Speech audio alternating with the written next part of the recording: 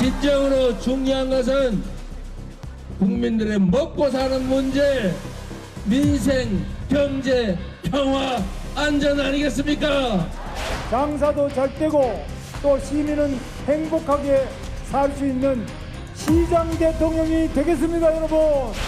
24시간 내내 대한민국의 발전을, 대한민국의 재도약을 걱정하는 그런 대통령이 되겠습니다.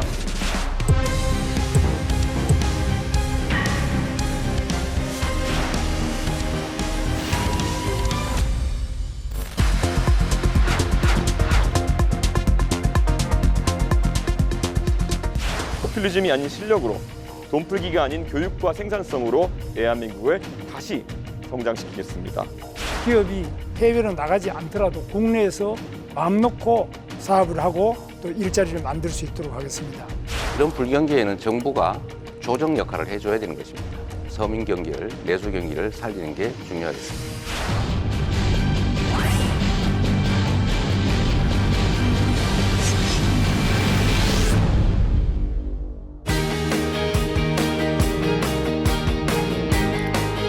여러분 안녕하십니까? 정관용입니다.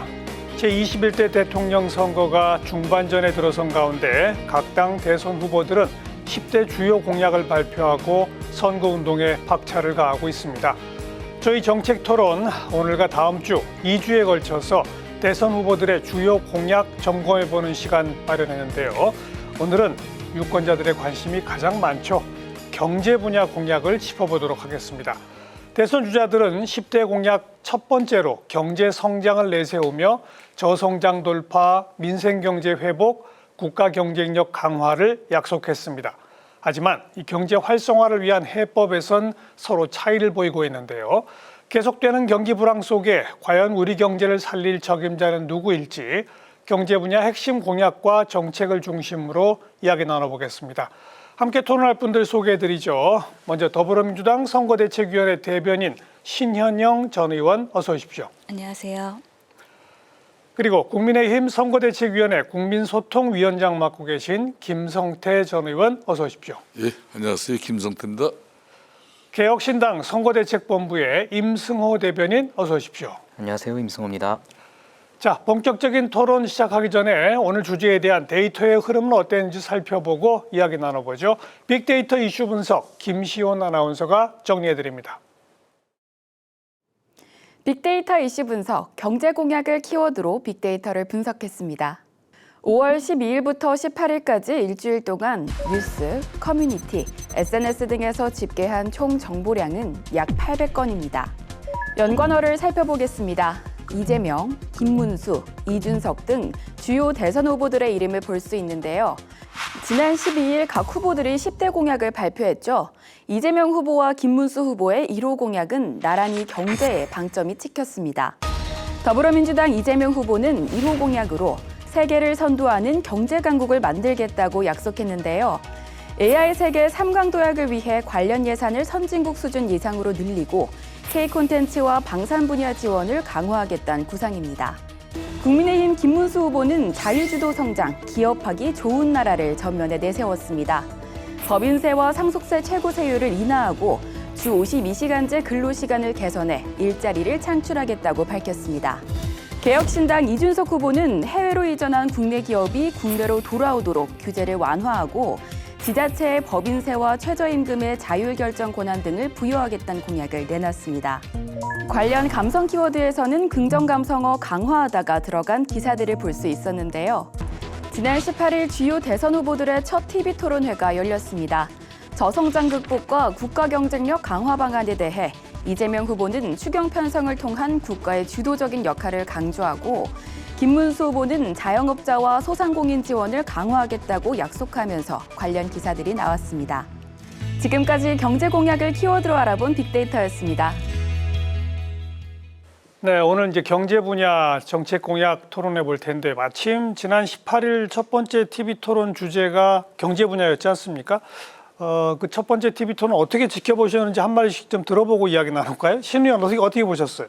예, 아무래도 국민들께서 이번 조기 대선에서는 국민 분열이 아닌 국민 통합을 할 수 있는 유능하고 안정적인 대통령 후보가 누군지를 아마 판단하셨을 거라고 생각을 합니다. 첫 번째 경제 분야에서도 얼마나 준비된 공약을 가지고 국민들에게 설득했느냐가 매우 중요한데요. 이재명 후보의 경우에는 안정적으로 그리고 여러 가지 공약의 신뢰를 가지고 너무 무리하지 않는 선에서 충분히 유능함을 보였다는 면에서 저는 높게 평가하고 싶습니다. 특히나 다른 후보들의 공격을 1등 후보다 보니까 받을 수밖에 없는 상황이었는데요. 그럼에도 불구하고 통합의 정신 그리고 상대를 존중하는 정신을 포함해서 여러 가지 리더십을 보였다고 생각을 합니다. 네. 특히나 김문수 후보의 경우에도 소상공인 자영업자의 그런 코로나19의 채무 탕감에 대해서 공감해 주셨고요. 이준석 후보의 경우에도 문화 강국을 위해서는 바우처 지원 등에 있어서 같이 뜻을 했다는 면에서 각 당 후보들의 좋은 정책은 같이 시너지를 낼 수 있는 가능성도 보여줬다라고 평가하겠습니다. 김성태 전 의원 어떻게 보셨어요? 예, 뭐 그래도 경제 분야였지만은 그래도 뭐 그 경제 자체가 결론 상대의 정치적 그런 미비점 그리고 이제 자신의 득표력을 높이기 위해서는 상당히 네거티브 성격이 좀 더 컸다 저는 이렇게 보고 있어요. 그렇지만 이제 이재명 민주당 후보의 그런 노쇼 호텔 뭐 경제 그리고 이제 120원 커피 경제 뭐 이런 부분에 대해서 날카로운 또 문제 제기를 통해 가지고 그 부분에 대해서 이재명 후보의 그런 답변 그리고 또 인식 이 자체에 많은 문제점이 있다는 것이 지난 1차 TV 토론에서 여실없이 드러났죠. 반면에 이제 김문수 후보 같은 경우는 뭐 이 자유주도 성장 그리고 기업하기 좋은 나라를 위해서는 본인이 경험한 노동 현장에부터 또 경기지사 그리고 노동부 장관을 통해 가지고 그동안 다양한 경험을 통해서 실질적으로 실용주의적이면서도 노동자를 보호하는 그런 대한민국의 산업 경쟁력 네. 뭐 이런 게 좀 돋보였고 아무래도 이제 이준석 기획신당 후보 입장에서는 상당히 제가 아까 처음 이야기한 그 호텔 경제학에 대해서 이재명 후보가 상당히 좀 어렵게 좀 공경에 처하는 그런 장면을 연출할 수 있는 그런 정말 잘 준비된 예. 내용이었습니다.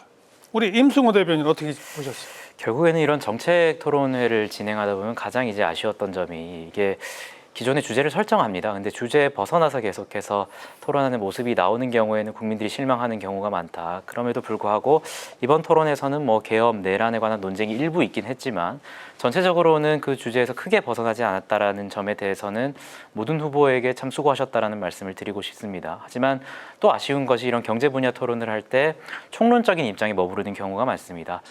이준석 후보 같은 경우에는 뭐 법인세에 대해서 지방분을 30% 늘린다. 그리고 최저임금에 대한 지방 분권 강화 이런 것들로 어떻게가 좀 강조됐는데 사실 김문수 후보의 경우에는 뭐 많은 공격을 받으시진 않으셨지만 뭐 말씀하신 대로 자유시장 경제를 통해서 기업을 성장시킨다. 사실 매년 반복되고 매년 하는 구호들이거든요. 결국에는 어떻게가 중요한 것인데 그 어떻게를 찾아보기 힘들었고 이재명 후보의 경우에도 강론적인 측면에서 많이 다툼이 있었는데 좀 실망스러운 지점은 분명히 있었다. 호텔 경제학 같은 경우에는 뭐 충분히 지적을 해주셨고 이제 AI 100조 같은 경우에도 결국 국민들을 현혹시킬 수 있는 문구인데 어떻게가 없었거든요. 그 100조라는 돈을 어디에 어떻게 투자할 것인지에 대해서는 최소한의 청사진이 마련되어 있어야 되는데 다소 극단적이다라는 취지로 말씀을 하시면서 그 논쟁을 조금 무마시키려는 모습 그리고 제2경찰학교라는 것을 남원이나 아산 중복 공약을 함으로써 뭐 아직까지 선대위 차원에서 사과나 그런 정정 발언을 아직까지는 제가 못 찾아본 것 같은데 공약을 좀 남발하는 측면에 있어서 국민들이 좀 실망스러운 지점이 있지 않았을까 그런 점은 좀 상당히 아쉬웠다 이런 평가를 드리고 싶습니다. 뭐 세 분 다 자기 당 후보가 제일 잘했다고 지금 말씀하시는데 자기 당 후보가 조금 아쉽게 느껴진 대목은 뭐 없어요? 이재명 후보의 경우에는 워낙에 많은 그 후보들의 관심사였기 때문에 시간을 충분히 들여서 설명할 수 있는 시간이 없었다. 그런 면에서 제일 먼저 시간이 소진된 후보기도 했잖아요. 그래서 충분히 그런 부분들이 설명이 안 되고 시간 안배. 예, 네거티브 공격을 너무 많이 받다 보니까 그런 부분에 있어서의 조금 더 어필할 수 있는 기회들 그런 것들이 상당히 아쉬웠습니다. 아쉽다. 예. 우리 김문수 후보는 뭐가 아쉬웠습니까? 김문수 후보 입장에서는 이제 좀 전에 임성호 지금 기획신단 대변인이 지적했듯이 좀 디테일이 그러니까 이제 구체성. 포괄적인 부분에 대해서는 뭐 이렇게 설명도 잘하고 방향도 잘 잡고 또 실천 뭐 그런 의지도 잘 보였는데 그 사례를 갖다 좀 디테일을 이렇게 조금 예. 중간중간 집어 넣으면서 이렇게 답변을 했으면 훨씬 더 현장감 있고 또 받아들이기에 알겠습니다. 참 용이하지 않았겠나 이렇게. 이준석 후보는 뭐가 좀 아쉬웠어요? 이준석 후보의 경우에는 상대적으로 저도 이제 토론 전략을 수립하면서 예측했던 것이 양당 후보가 이준석 후보를 좀 패싱할 것이다, 굳이 건드리지 않을 것이다라는 분석을 했는데 역시나 좀 예상대로 TV의 마지막쯤에는 이제 좀 화두가 되었지만 처음에는 좀 발언 기회를 많이 얻지 못한 것이 아쉬웠다. 다만 다음 토론회에서는 뭐 권영국 후보, 이재명 후보가 이준석 후보에 대한 공격을 좀 강화할 거라고 저희는 예측을 하고 있어서 뭐 그런 부분은 이제 내일 있을 토론회에서는 조금 수정이 되지 않을까 그렇게 생각하고 있습니다. 그럼 이제 오늘 세 분이 그 후보들을 대신해서 우리 시청자, 그 유권자분들한테 진짜 경제 분야의 핵심, 우리 후보는 이게 최고다. 가장 핵심이 되는 건 뭡니까? 우리 이재명 후보부터. 예, 이재명 후보는 우선은 단기 대책과 장기 대책에 대해서 경제 네. 대안을 마련했는데요. 단기 대책으로는 우선 추경 14조 원에 대한 논의가 멈춰 있지 않습니까? 추경. 예, 새 정권이 오면 추경을 확대해서 마중물, 지역 경제의 그런 상권 활성화를 위해서 소상공인 자영업자를 위해서 노력할 부분이 있고요. 장기적인 대책으로는 우선은 AI 강국을 만드는 데 있어서 투자 지원, 활성화, 그리고 K 이니셔티브 중에서도 우리 K 컬처가 워낙에 글로벌하게는 인정받고 있기 때문에 이 부분에 대한 지원, 예. 그리고 재생 에너지의 확대, 이런 부분까지도 장기적으로는 크게 활성화하겠다라는 말씀을 주셨습니다. 김문수 후보의 핵심 공약은? 이제 핵심은 이런 거죠. 이 가감한 핵심과 그리고 이제 올바른 투자로 대한민국의 경제 체질을 근본적으로 변화시키겠다. 그래서 첫 번째 과제가 이제 경제 판관이에요. 이 경제 판관위는 결론은 규제 핵심처를 신설해가지고 그동안 가감한 이 규제를 해내지 못한 규제 핵파를 해내지 못한 예. 그런 뭐 역대 정권들의 가오를 갖다가 그걸 갖다 반면교사 삼아서 아예 규제 핵심서를 신설해가지고 이 경제를 판가해야겠다. 그런 단호한 의지를 보인 부분이고 두 번째가 이제 인프라 판가리죠.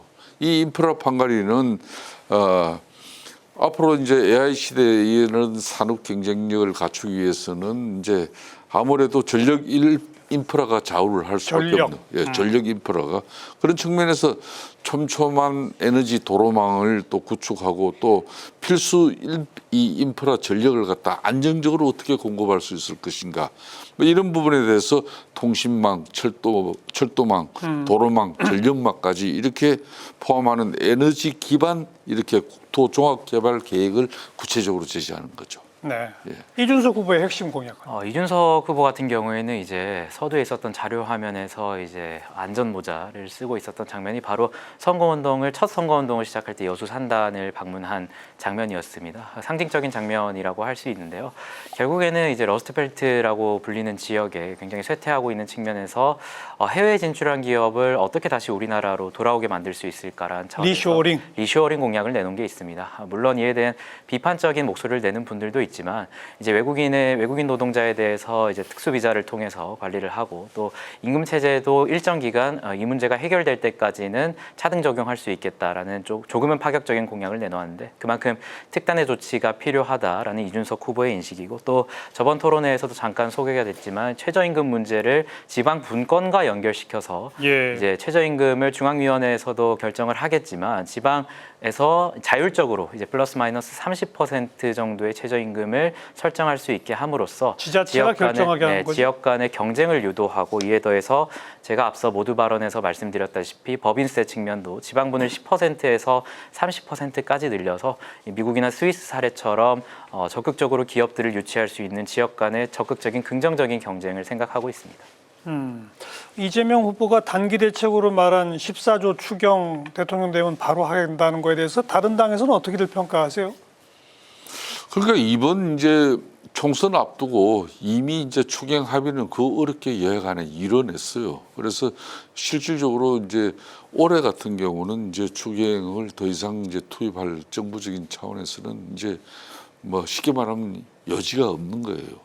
그렇지만은 이제 아무래도 새로운 대통령이 또 선출되어지고 나면 특히 지금은 이제 상고 시대잖아요. 고임금, 고물가 뭐 이런 여러 가지 이 상황에서 고환율 이 상황에서 지금 이걸 극복하기 위한 유일한 수단은 지금 개인 소비가 이루어지지 않고 있는 문제이기 때문에 결국은 국가 재정을 통해 가지고 이제 뭐 경제를 좀 이렇게 훈풍이 불게 하는 그런 판단을 할 수밖에 없어요. 그렇죠. 누가 되든 간에. 예. 뭐 그런 측면에서 저는 뭐 첫 번째 국회가 예간에 원만한 이런 추경 합의 이뤄낼 수 있다고 보고 있습니다. 뭐 거의 의견 차이가 없으신 거죠, 개혁신당? 물론 추경에 대한 논의 자체에 대해서 비난할 것은 아니지만 결국에는 말씀하신 것처럼 지금 고물가 저수요 상태이기 때문에 이런 상황에서 재정을 적극적으로 푸는 것이 과연 효과가 있을까에 대해서 먼저 고민을 해봐야 된다라고 생각을 해요. 이 상황에서 결국에는 재정을 푸는 정책으로 또 경기를 부양시키려는 시도는 결국에는 이제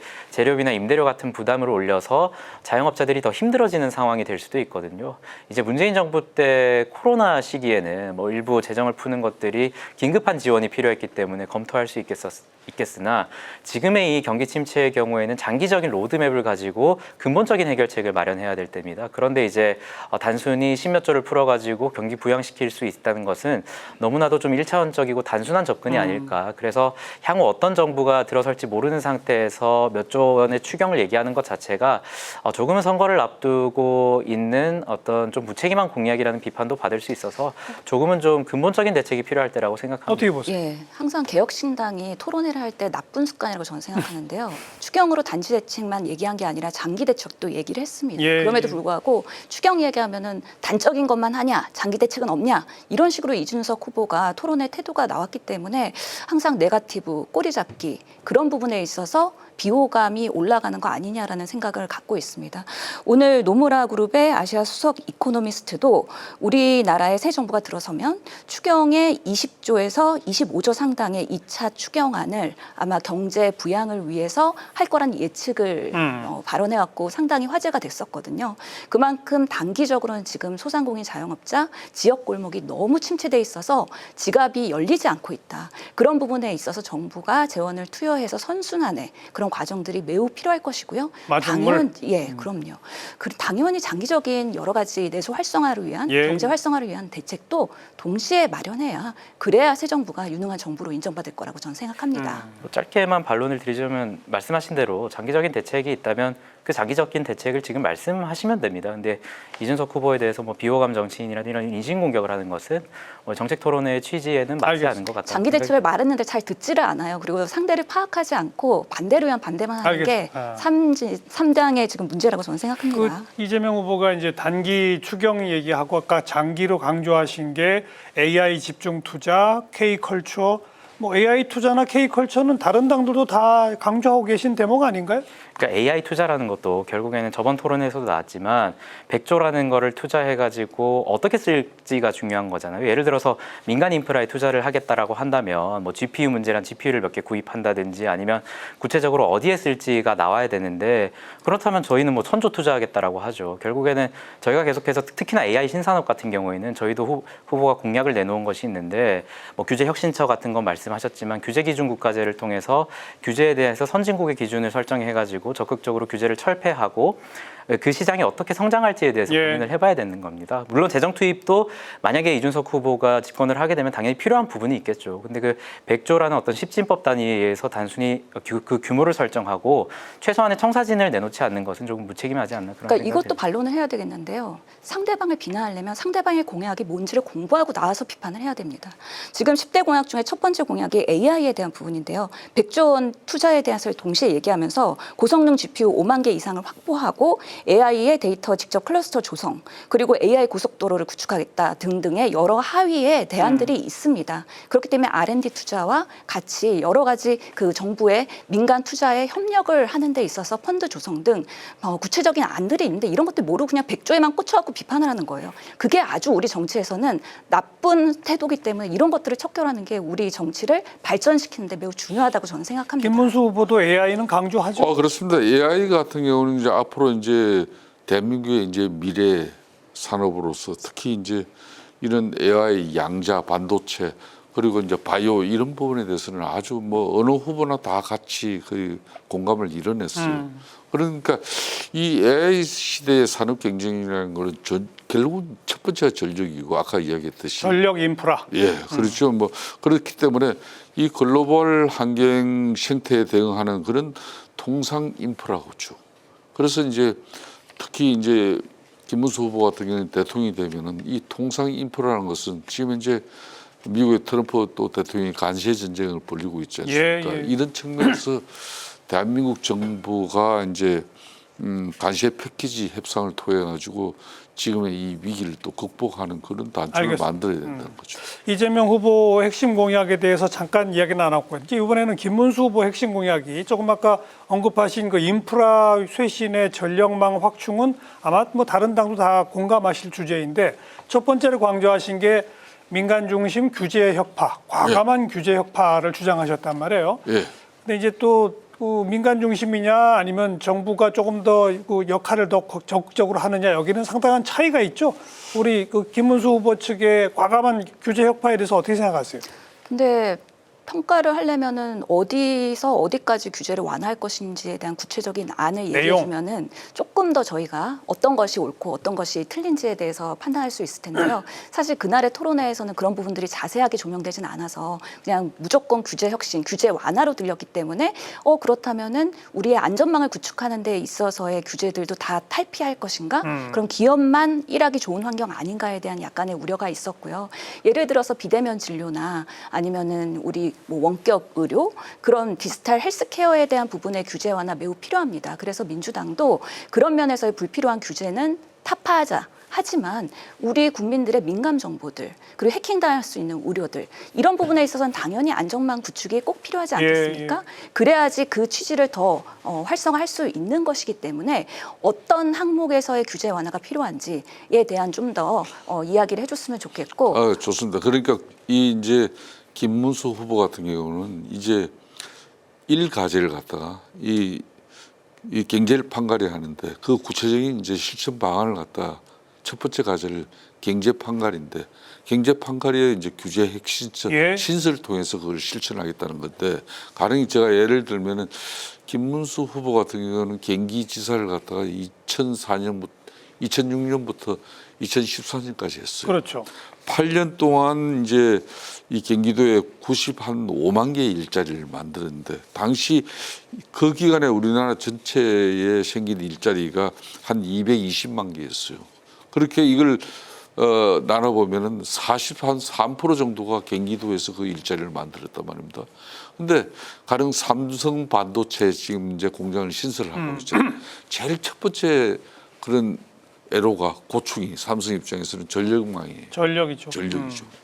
그리고 이제 쉽게 말하면은 그 작년에 지난 연말도 그렇고 연초에 이재명 후보도 이제 친기업적인 그런 여러 가지 이미지 개선을 위해 가지고 기업 대표들하고 그런 이제 여러 가지 토론을 하고 간담회도 했는데 반도체 특별법을 통해서라도 뭐 특히 근로시간 부분에 일정 부분 유연성을 확보하겠다. 이런 것도 이제 규제예요, 실질적으로. 이런 것도 이제 제대로 못 해냈단 말이에요. 그래서 이제 김문수 후보 같은 경우는 일자리를 창출하는 측면에서 기업이 투자를 하겠다는. 알겠어요. 거기에 뭐 전력만 공급하는데 뭐 기존 산자부에서 에너지 공급 계획에 따라 가지고 그게 뭐 5년 10년짜리 쭉 돼 있는데 거기에 대해서 이 융통성이 전혀 없어요. 가령. 그래서 앞으로 이런 부분을 과감하게 규제를 갖다 핵발을 해버리겠다. 이준석 후보도 작은 정부 지방 분권을 강조하니까 규제 혁파에는 뭐 비슷한 궤입니까 어떻습니까? 뭐 아까 잠깐 소개드린 공약을 통해서 아시다시피 규제기준국가제라는 것은 결국에는 규제를 혁파하는 속도에 관한 것일 것 같아요. 규제 혁파에 대해서는 뭐 많이 다들 공감을 해주시는 것 같은데 결국에는 어떤 이슈가 대두되었을 때 그 이슈에 대해서 이제 소화기로 불을 끄는 식으로 대응을 하다 보니까 다른 어떤 분야에 있는 있는 규제에 대한 혁파는 그 이슈가 대두되기 전까지는 논해지지 않고 조명을 받지 못하는 측면이 있었습니다. 그래서 규제기준국가제라는 것은 결국에는 예를 들어 산업별로 금융 같은 경우에는 뭐 영국을 기준으로 아니면 자율주행 같은 경우에는 독일을 기준으로 해가지고 그 선진국가에서 허용하고 있는 것들은 적극적으로 철폐하자. 그래서 그 산업에 한해서는 그 국가의 기준을 따라서 불필요한 어떤 규제 혁파에서 발생하는 그런 병목 현상을 적극적으로 해소할 수 있게 하자라는 것이 규제기준국가제라는 거거든요. 그래서 윤석 후보는 좀 총체적으로 이 규제가 철폐되는 속도를 어떻게 빠르게 할 수 있을까에 대한 고민을 하고 있다고 말씀드리겠습니다. 저 추가로 좀 말씀드릴 건데요. 저희는 그래서 규제 타파가 아니라 규제 합리화라는 개념을 가져왔습니다. 꼭 필요한 안전망을 구축하면서도 불필요한 정말 공무원들의 탁상 행정 방식에 그런 규제들은 타파해야 된다고 생각을 하고요. 특히나 그날 토론회에서도 논의되긴 했는데 그럼 규제를 어디부터 풀 것이냐. 예를 들어서 수도권부터 풀게 되면 기업들이 수도권으로 더 쏠림 현상. 그러면서 지방에 있어서의 소멸이 가속화되는 부분에 있어서 우선순위를 어디부터 적용할 것이냐. 이런 것들에 대한 구체적 안이 조금 더 나온다면 국민들한테 설득력이 있을 거라고 생각을 합니다. 그런 면에서 민주당은 지방부터 더 규제 완화를 해야 된다. 알겠습니다. 기업하기 좋은 환경 만들자라는 의견입니다. 자, 이제 김문수 후보의 규제 혁파에 대해서도 잠깐 얘기해봤고 마지막 이준석 후보 핵심 공약으로 내세운 것 중에 해외로 간 기업들을 다시 불러올 수 있도록 하자. 뭐 이건 방향에 대해서는 거의 동의하실 것 같고 두 번째로 제시하신 게 최저임금 결정권을 지자체에게 주자. 그래서 지방 그 지자체별로 경쟁을 한번 시켜보자. 요 아이디어에 대해서 양당은 어떻게 보십니까? 지금 이제 인석 지금 기획신당 후보의 노동 부분에 이제 상당히 중요한 공약인데 저 모델은 사실 일본에서 일본 같은 경우는 최저임금제를 갖다 도입함에 있어가지고 우리나라 같은 경우는 최저임금 결정은 최저임금위원회에서 노사정이 참여하고 또 공익위원회 마지막 중재 조정해가지고 최종 결정하면은 그걸 따를 수밖에 없잖아요, 그죠? 전 산업과 또 전 지역이 대한민국 내에서는 동일하게 적용되거든요. 근데 일본 같은 경우는 그게 지역별로 또 업종별로 차별이 있어요. 차별이 아니라 차이가 있다는 거죠. 막 그런 측면에서 이제 어느 지역에서는 노동 공급이 원활하면서 그렇게 해서 일정 부분 임금을 그 지역 차원에서도 그냥 하는 게 아니에요. 우리의 쉽게 말하면 노사정 막 이런 차원에서의 지역 차원에서 협의체를 통해 가지고 그런 최저임금의 결정 또 업종 뭐 이런 걸 이제 차등 적용하는 그런 제도가 있죠. 그런 부분에 대해서 그걸 뭐 국민의힘 입장에서도 굳이 뭐 이걸 뭐 완전히 그건 반대하고 잘못됐다 저는 그렇게 생각합니다. 뭐 상당히 괜찮아요. 합리적이다. 예, 합리적. 민주당은요? 뭐 사실 토론회에서 이런 이야기들이 조금 더 심층으로 논의했다면 아마 권영국 후보가 강력한 반대를 했을 거라고 생각을 하고요. 민주당 입장에서도 이거는 노동 정책의 후퇴라고 봅니다. 결국에는 최저임금의 차등으로 인해서 최저임금이 각각의 회사와 직업들에 있어서 차별이 되면 오히려 우리의 일자리가 양극화 현상이 있고요. 그러면서 더 잘 되는 정말 큰 기업들과 오히려 더 영세한 부분들에 있어서의 현격한 차이로 인해서 우리의 일자리가 더 고용 불안정이 심화될 것이다. 이것을 어떻게 해결할 것이냐에 대한 그런 부작용에 대한 대안이 없이 무조건 주장만 하는 거는 현장의 수용성이 좀 떨어지지 않나라는 생각도 합니다. 임 대변인 답변해 보세요.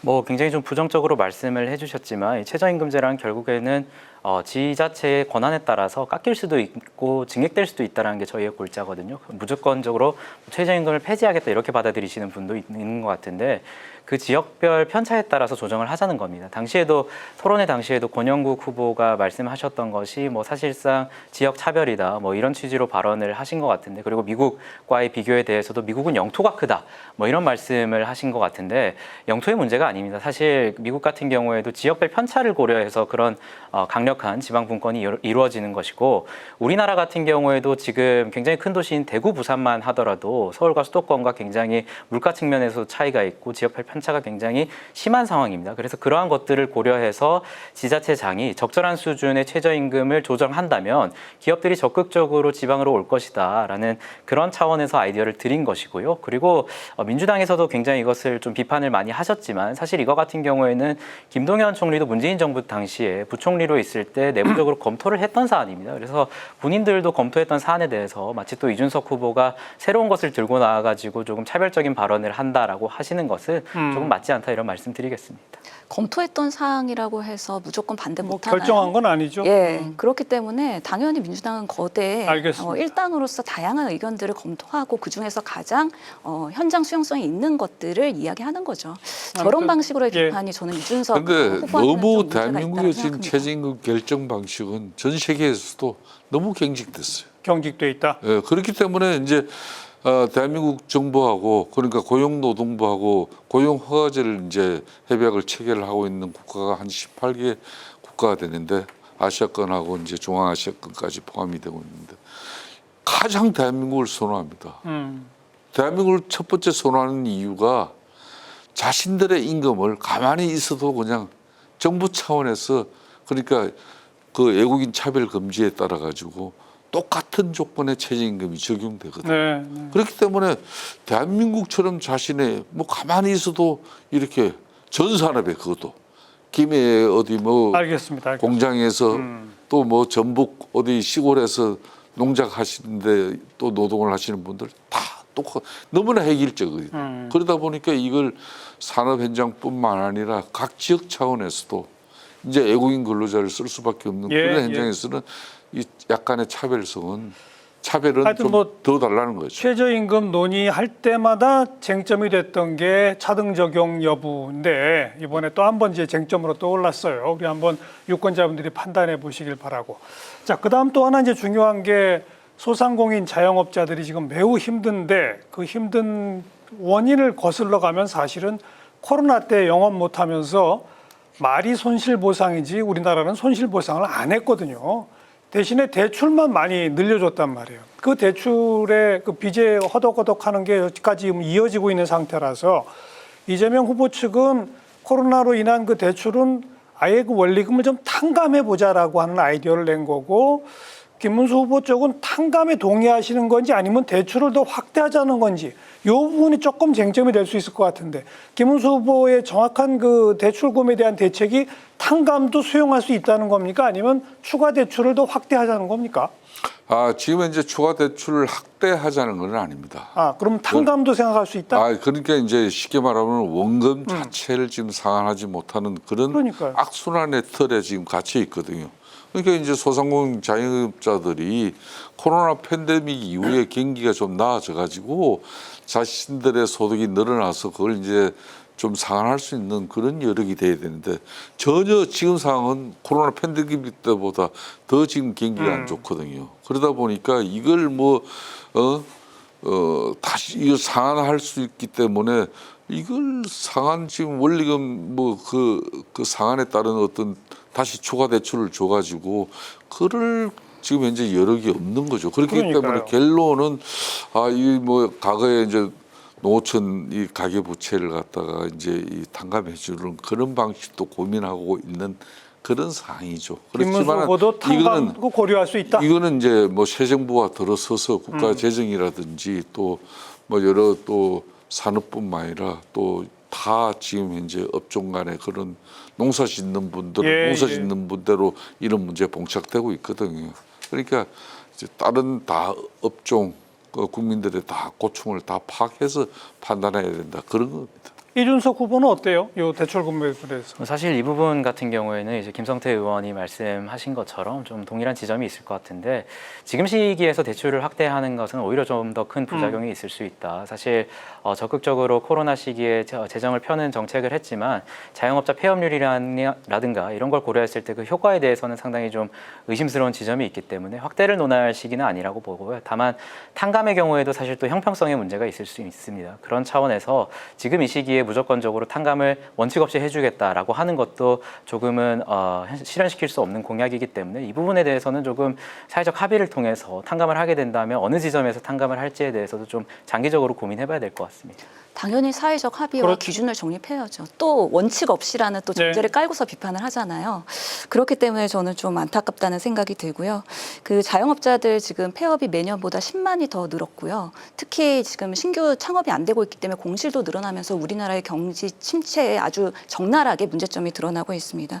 다른 나라의 경우에는 코로나19 때 국가가 빚을 지면서 지원을 해줬었는데 채무 관계가 여전히 지금 자영업자들한테 남아있기 때문에 이런 면에서의 탕감 차감 그리고 면제 이런 김문수 후보와의 나름의 그런 컨센서스를 이루었다는 면에서 저는 토론회가 나름 의미가 있었다라고 판단합니다. 그렇죠. 이제 구체적으로 기준을 세우고 사회적 합의를 거쳐야 되는 것이고 가장 적극적인 이재명 후보에 대해서 김문수 후보도 같이 논의할 수 있다라고 동의했다는 점이 좀 성과다. 그렇습니다. 말씀 알겠습니다.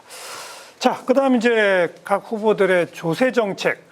아마 김문수 후보가 제일 과감한 감세 정책을 지금 주장하고 있죠? 네, 그렇습니다. 어떤 내용인지 좀 말씀해 주시고 평가 한번 들어보죠. 아무래도 이 감세 부분은 이제 기업하기 좋은 나라를 위해서 일단 기업이 잘 돌아가야 기업이 고용을 창출하고 또 그 고용 창출에 또 기업이 많은 경제적 어떤 기업의 이익 추구가 이루어져야만이 또 그 기업의 근로자들에게 가정 경제를 윤택하게 할 수 있는 그런 임금뿐만 아니라 복지 지원이 이제 확대될 수 있겠죠. 뭐 그런 측면에서 이제 기업이 이 세제 혜택이 뭐 또 이제 민주당 입장에서는 또 친기업 행위다 이렇게 또 지적할지 모르지만 그래도 이제 김문수 후보 같은 경우는 가장 한때는 사회주의 혁명을 꿈꾸는 청년이었어요. 민주화운동 거치고 그리고 동구권 몰락과 함께 이제 이 사회주의는 더 이상 연구 대상이 아니다. 결국은 자유민주주의의 이 소중한 가치 속에서 시장 경제. 그런데 이제 장시간 저임금 노동자들의 현실을 보고 이제 노동운동이 뛰어들었거든요. 그래서 이제 이분은 노사정위원장을 할 때도 그렇고 고용노동부 장관도 할 때도 그랬어요. 대기업 정규직 중심의 어떤 그런 근로자들의 과다한 임금 복지 혜택이 더 사회적 차별이 커지더라 양극화로. 그래서 이제 문제 제기하듯이 기업에 이제 가령 이런 감세를 하더라도 특히 뭐 대기업 같은 이 감세보다는 대로 중소 영세한 사업장에 이런 세제 혜택 그리고 지원 이런 걸 통해 가지고 중소 영세업장에 일하는 근로자들이 그 기업이 바로 그런 알겠습니다. 혜택에서 더 많은 앞으로 안정적인 고용, 중소기업의 고용이 되더라도 대기업 못지않은 그런 안정적인 일자리가 되고 또 임금과 복지에서도 큰 차이가 없더라. 네. 이걸 이제 만들고자 하는 거죠. 중소기업 중심의 법인세 예, 인하, 대폭적인 인하죠. 그다음 상속세도 대폭 인하를 예, 지금 그렇습니다. 주장하고 계시잖아요. 그렇습니다. 근데 이재명 후보도 상속세와 또 부동산 관련 세금은 상당히 또 감세 기조를 발표하신 바가 있거든요. 예, 또 친기업 정책과 행보를 지금 하고 계십니다. 그러면서 민주당의 세대 혜택에 대해서는 우선은 지방기업부터 면세를 하자라는 부분에 있어서 그 지방의 활성화를 위한 그 우선순위를 두고 있고요. 또한 국가 첨단 전략 사업의 활성화를 위한 여러 가지 지원이 필요하다고 하는데 그 대안으로 대규모 집중 투자를 하기 위해서 국민과 기업, 정부, 연기금 모두 국민 펀드를 조성을 하고 여기에 참여하는 그런 투자금에 대해서는 소득세와 법인세를 과감하게 세제 혜택하는 걸로 하고 혹시나 우려하는 부동산에 대한 세제 강화는 저희가 발표하지 않은 상태에서 우선은 부동산은 공급을 놀리는 방식으로의 정책을 발표한 바가 있습니다. 상속세 감세도 언급하신 바가 있고. 아직까지 10대 공약에서 명확하게 들어가지는 않았는데요. 구체화되지는 이제 않았지만. 구체화된 그 정책 자료집이 다음 주에 발간되면 어떤 세제가 조금 더 디테일하게 들어갈지에 대해서 말씀드릴 수 있을 것 같습니다. 조세에 대한 이준석 후보 생각은? 그러니까 법인세, 상속세 감면 이런 것들은 이제 선거철마다 나오는 것인데 일종의 복사 붙여넣기 공약이죠. 매번 후보들이 내놓는 공약인데 과연 효과가 있었냐에 대해서 좀 살펴봐야 될 것 같아요. 사실 윤석열 전 정부에서 상당히 좀 감세 기조를 가져가긴 했지만 결국에는 이제 R&D 예산이 대폭 감소되는 그런 효과만 나왔다라는 비판도 있기 때문에 과연 이렇게 선거철마다 나오는 공약들이 법인세, 상속세 감면 공약들이 실질적으로 효과가 있는지에 대해서는 좀 고민할 필요가 있다라는 생각이 들고 그래서 이준석 후보가 내놓는 것들은 다른 뭐 지방 분권이라든지 이런 것들과 연관을 시킵니다. 법인세 부분은 아까 말씀을 드렸기 때문에 제가 덧붙여서 말씀드리지는 않겠고 또 부동산 공약 중에서도 생애 주기별 부동산 공약이라는 것들이 사회초년생부터 이제 결혼을 하고 신혼부부가 되고 이후에 자녀 양육기가 되고 이후에 자녀가 독립을 하고 노인이 독자적으로 가구를 꾸리는 측면에 있어서 부동산을 옮겨갈 때마다 다른 세제 혜택을 줍니다. 이렇게 부동산 공약과 연관을 짓던가 아니면 지방 분권과 같이 세제 혜택을 공약을 지음으로써 다른 어떤 정책들과 묶어서 조금 시너지 효과를 낼 수 있는 정책을 고민하고 있습니다. 알겠습니다. 근데 이제 주요 정당 후보들이 감세를 자꾸 이야기하니까 이제 언론이나 정치권에서의 평가가 자꾸 이렇게 세금 깎아주면서 대신에 집권하면은 또 과감한 투자도 하겠다는데 그럼 돈이 어디서 생기느냐?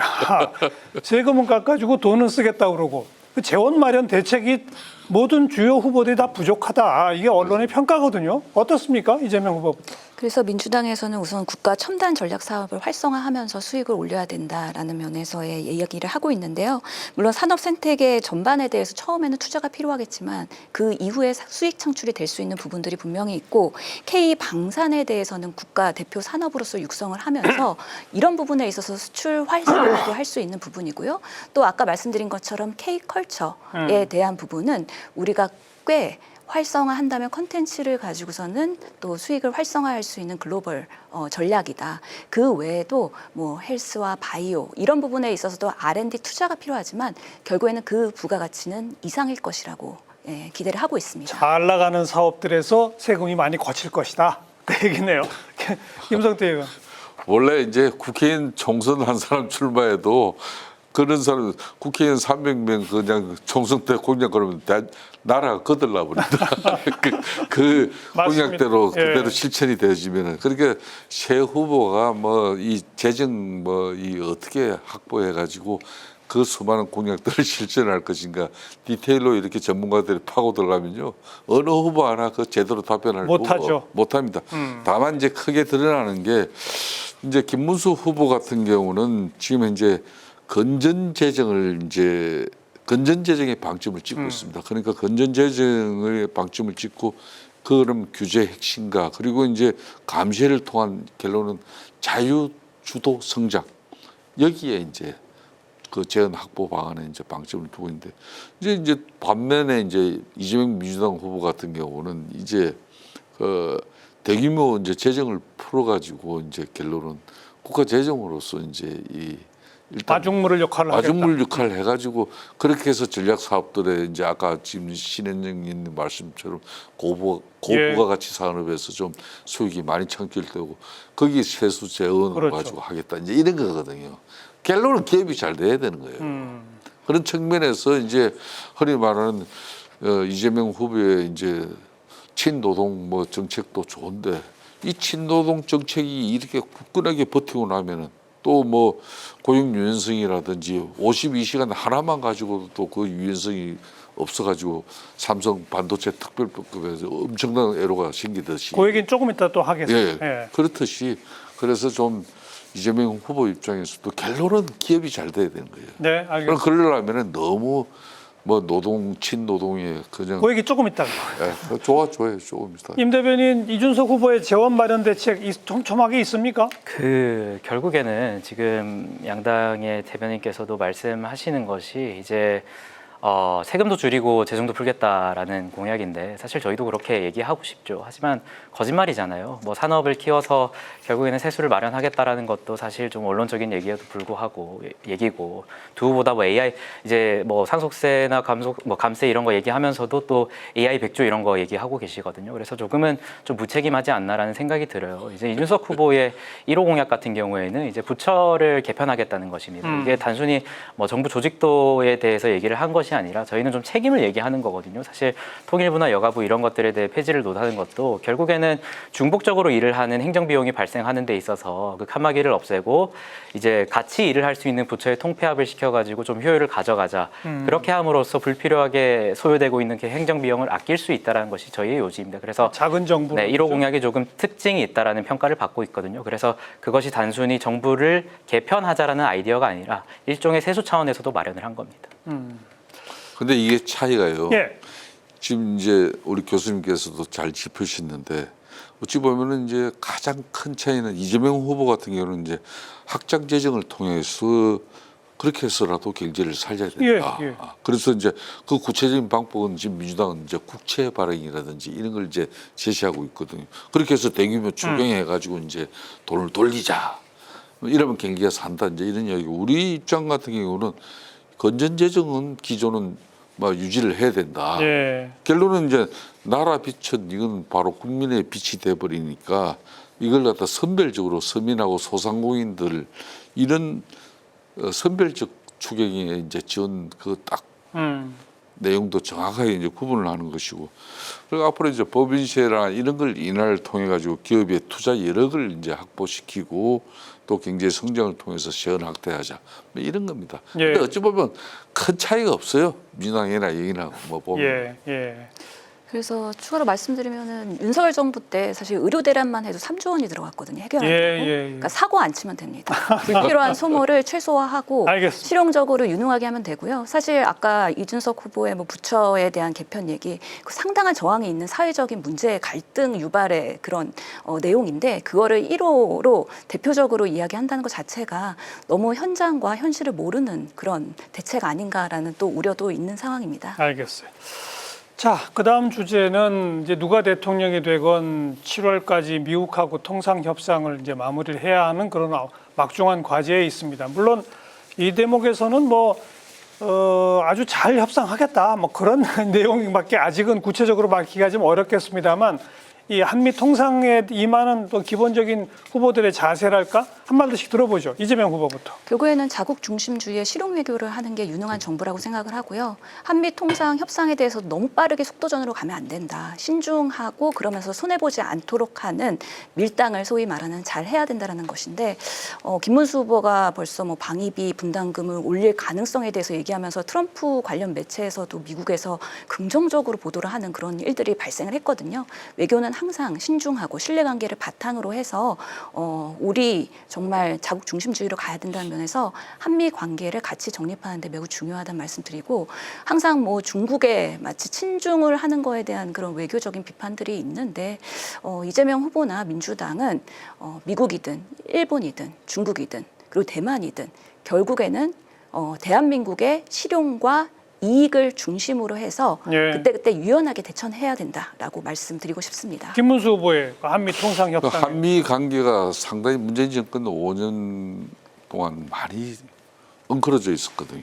또 불신도 커졌고 그렇게 해서 근본적으로 한미 동맹의 위태로운 상황까지도 갔었죠. 이걸 이제 다시 복원하고 그렇게 해서 지금 한미 FTA 같은 경우가 지금 이제 그대로 잘 이제 유지돼야 되는데 지금 이제 트럼프 대통령 시대의 이 관세 전쟁은 사실상 FTA 자체가 무력화되는 그런 상황도 있거든요. 그런 측면에서 김문수 후보 같은 경우는 본인이 대통령 되면은 특히 전통적인 한미 이 공고한 동맹 관계를 잘 하려고 하겠다. 그래서 우리가 안보 비용은 좀 늘어나서 이제 주한미군 주둔 비용을 조금 우리가 부담을 늘리더라도 우리 기업들의 수출을 통해서 그러니까 미국 시장에 대한 안정적 그 기반을 한미 FTA가 잘 유지를 해줬잖아요. 예. 그렇듯이 그러니까 이런 거 한미 FTA를 갖다 그대로 유지 발전해 나가면은 자연히 양국의 이익이 더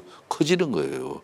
그런 차원에서 이제 안보 비용을 조금 늘리더라도 결론은 우리 기업들의 뭐 이런 수익을 그대로 유지하면서 결국은 수출을 먹고 사는 대한민국 이 가장 중요한 것은 미국이다. 네. 그래서 미국을 잘 설득 이해시키는 그런 이제 알겠어요. 통상 앞으로 경제 활동에 가장 중점 방점을 찍겠다는 거죠. 이준석 후보는.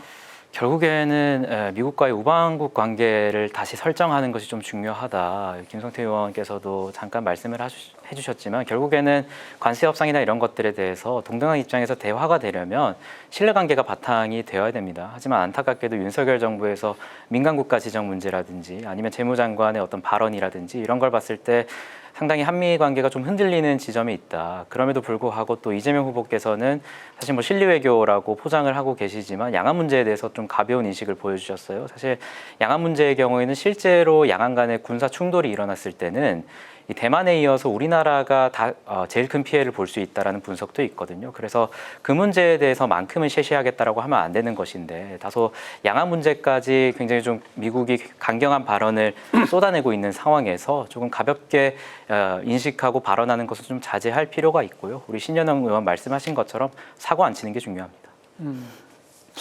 자, 통상 문제에 대한 입장까지 들어봤고 이제 그다음 노동 문제 근로시간 부분에 대한 쟁점이 또 하나 남아 있습니다.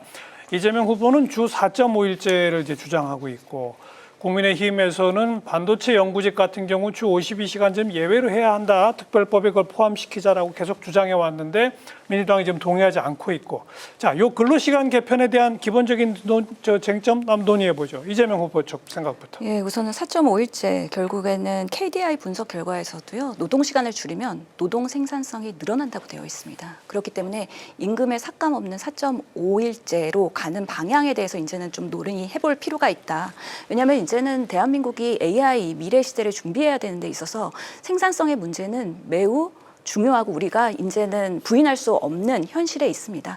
AI가 활성화되고 이것으로 많은 것들이 대체가 된다 그러면 결국에는 사람을 중심으로 할 수 있는 노동의 성격이 많이 달라질 수 있다. 효율화할 수 있고요. 그런 면에서는 사람 중심의 노동 중심의 뭔가 정말 과로하지 않는 사회, 안전한 사회를 만들어야 되는데 여전히 최근에도 SPC에서는 컨베이어 벨트에 끼어서 사망하는 사고가 발생했어요. 그렇죠. 이런 식으로 계속 노동재해, 사망 사고가 발생하는 데도 있어서 왜 선진국인 대한민국은 노동 정책에 대해서는 계속 후퇴를 이야기하느냐. 매우 안타깝고요. 정말 노동이 존중되고 일자리가 존중되는 사회를 위해서라도 같은 여러 당에서 같이 합심해야 되는 부분이다. 이분은 정쟁 으로 가면 안 된다라고 생각을 합니다. 그리고 반도체 특정 업종에 대한 근로시간 예외는 좀 문제가 있다 이렇게 보시는 거죠? 실제로 삼성의 반도체에 대한 문제들은 기술력에 대한 문제인데요. 그것을 계속 노동 시간으로 풀려고 하는 게 저는 문제라고 생각을 합니다. SK 하이닉스의 경우에도 노동 시간이 주가 되지 않는데도 불구하고 삼성이 휘청거리는 거를 어떻게든 규제 완화하려고 하는 것이 근본적인 솔루션이냐에 대해서는 그렇지 않을 수 있다라는 것이고 그런 면에서 반도체 특별법에 있어서의 그런 노동의 유연성에 대한 거, 유연 근무제를 3개월에서 6개월로 확장하는 것 이런 방식으로 여러 대안들이 있기 때문에 이미 있다. 무조건 52시간을 마치 후퇴해야지 해결할 수 있다라는 그 강박에서 벗어나서 조금 더 이런 부분에서 유연적으로 우리가 노동을 바라봐야 된다고 생각을 합니다. 자, 우리 김문수 후보 측은. 그래서 이제 신혜영 의원님께서 뭐 여러 가지 내용을 잘 말씀을 하셨지만은 이제 지금 이제 김문수 후보하고 이재명 후보의 이렇게 이제 노동 문제 이제 핵심 이 내용을 제가 아주 어떻게 이걸 정리를 해볼까 고민을 좀 했어요. 그래도 노동 문제를 제가 한 20몇 년을 이렇게 했던 사람인데 김문수 후보 같은 경우는 이제 기업이 있어야 노동이 있다. 즉 그러니까 일자리 현실 중심이었고 그럼 이재명 후보 같은 경우는 노동자가 주인공이다. 그러니까 이제 규제 권리 중심이에요 여기는. 그래서 두 분 다 이제 노동을 경험하신 분들이고 또 오랜 이재명 후보 같은 경우는 인권 노동 변호사로 활동했고 이제 김문수 후보 같은 경우는 민주화 운동 다음에는 노동 운동을 통해 가지고 이제 실질적으로 현장 노동 운동가로서의 그 경험을 충분하게 가지고 있는 사람이에요. 그런데 김문수 후보 같은 경우는 이제 실제 경험에 이제 기반한 그런 실용 노선이에요. 그러니까 이제 좀 전에 주 52시간 이야기도 합니다만은 2018년 여야 간에 그때도 정치적으로 많이 드루킹 특검 관철시키고 저도 그거 하면서 했지만 또 여야 간에 싸우면서도 가장 정치적으로 많은 합의를 도출한 해가 그해예요. 그러니까 이 주 52시간 근로시간 단축 합의를 그때 이제 그때 제가 이제 이걸 주도해서 한 겁니다. 결론은.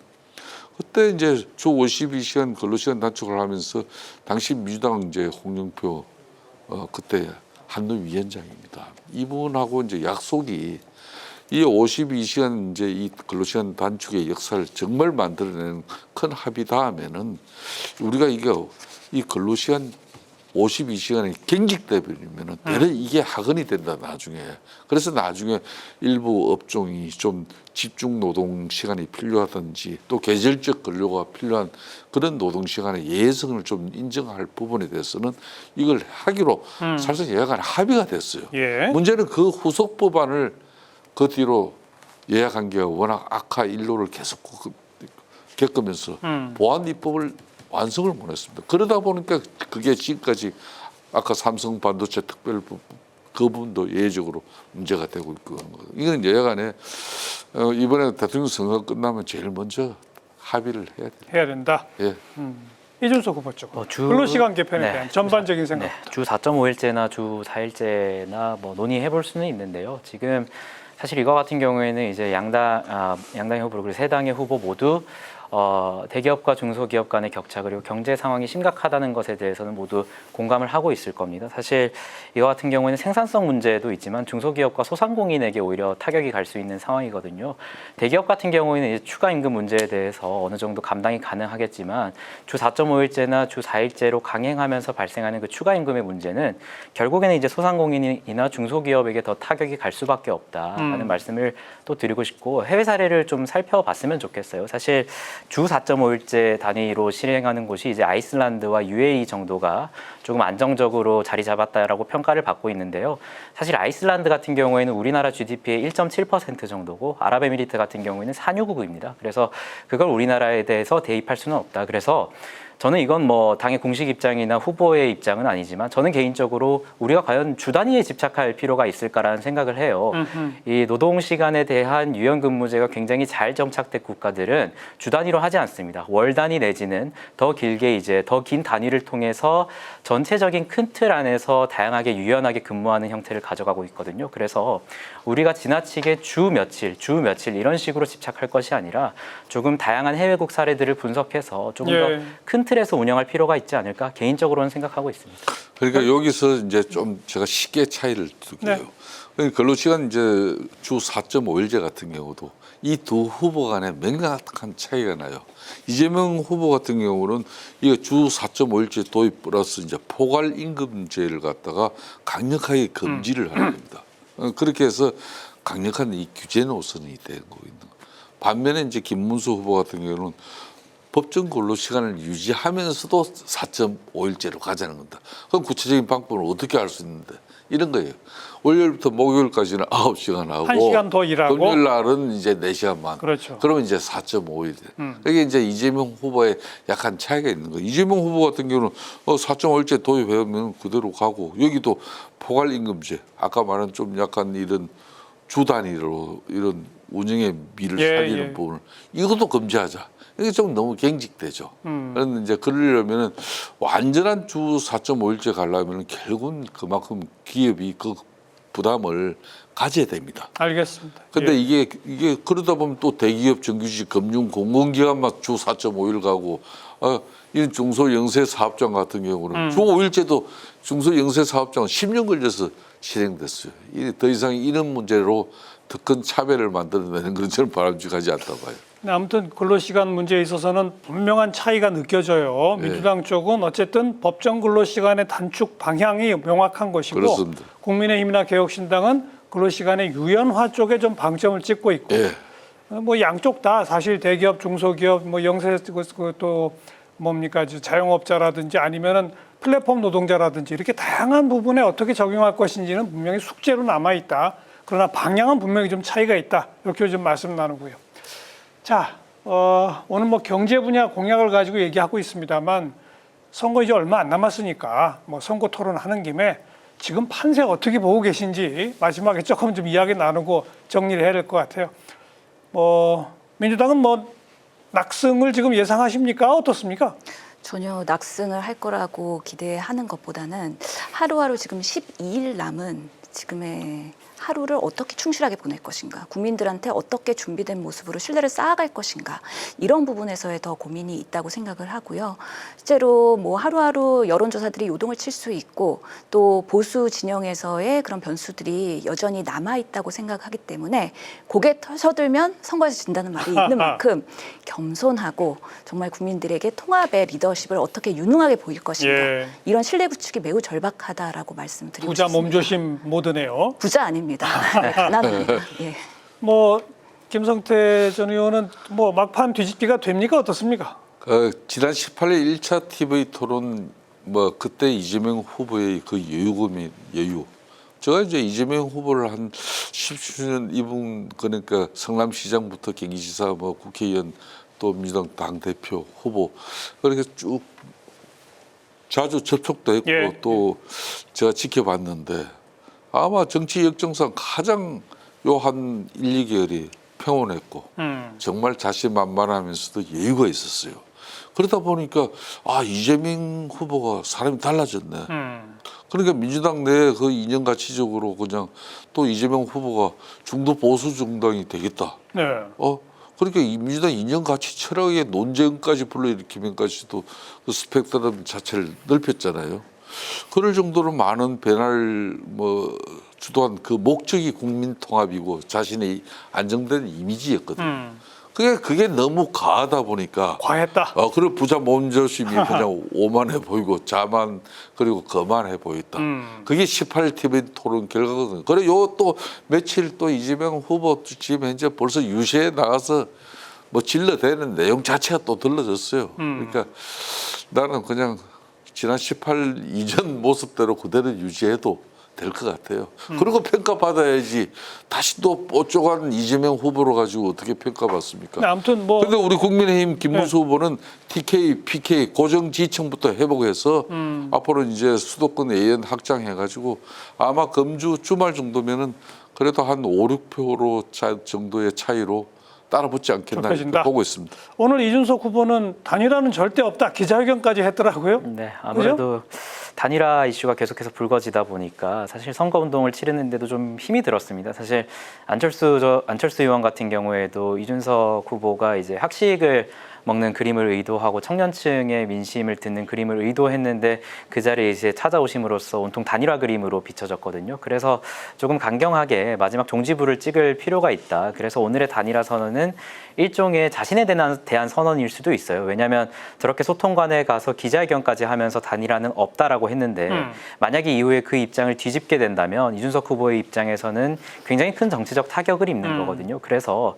저는 이렇게까지 저에 대한 선언까지 하면서 단일화가 없습니다라고 하면서 내일부터는 이제 단일화에 대한 이야기가 안 나와줬으면 좋겠다. 그래서 우리의 선거 운동을 하고 싶다라는 말씀을 드린 것 같고요. 또 물론 우리 후보가 아직까지는 좀 많이 힘든 상황입니다. 하지만 이재명 후보 고개를 들면 선거에 진다. 사실 이거 박지원 의원께서 하신 말씀인데 박지원 의원이 얼마 전에 이재명 후보 60%대 가능할 것 같다라고 말씀을 하셨더라고요. 그래서 분명히 좀 낙승을 기대는 하고 있는 것 같습니다. 하지만 그 과정에서 나올 수 있는 실언이라든지 최근에 호텔 경제학이라든지 커피 원가 관련해서 조금 도전적인 상황으로 가려는 그 모습들이 유권자에게는 조금 실망스럽게 비춰질 수 있다라고 생각을 하고요. 또 이에 덧붙여서 김문수 후보와 이준석 후보 사이에서 누가 결국에는 이재명 후보를 막을 것인가를 유권자들이 지켜보고 있다라고 생각을 해요. 물론 아직 이준석 후보가 많이 부족하긴 하지만 최근에 어떤 지표들은 굉장히 상승세 추세에 있다라고 저희는 판단을 하고 있기 때문에 내일 있을 2차 토론회 그리고 다음에 있을 3차 토론회에서 김문수 후보가 이준석 후보보다 이재명 후보를 잘 막을 수 있다는 것을 보여주지 못한다면 최종적으로 유권자는 이재명 후보를 막을 사람은 이준석 후보라는 것을 최종적으로는 판단하시지 않을까라는 기대를 하고 있습니다. 김문수 후보는 막판 극적 단일화를 계속 노리는 거죠? 당연하죠. 이게 단일화는요. 그러니까 이 대세론을 형성하고 있는 강력한 지금 후보에게 대응하는 유일한 수단이 단일화예요.